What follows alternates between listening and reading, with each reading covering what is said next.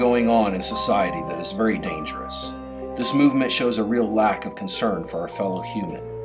This movement involves offensive, mean, and abusive conduct. This conduct must stop, and it must stop now.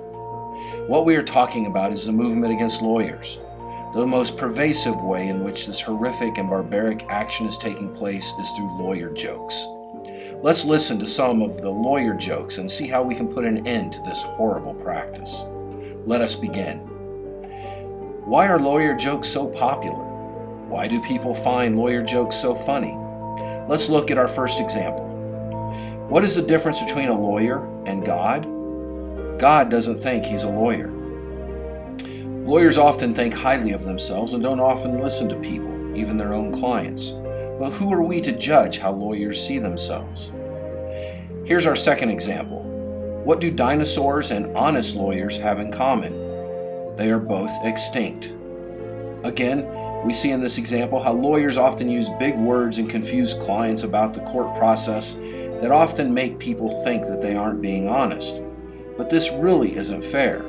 Doesn't it really depend upon the word honest and what that means? Here's our final example. Do you know how copper wire was invented? Two lawyers were fighting over a penny. In this final example, we understand that lawyers bill for their time so that every little call or email costs more than what it was worth.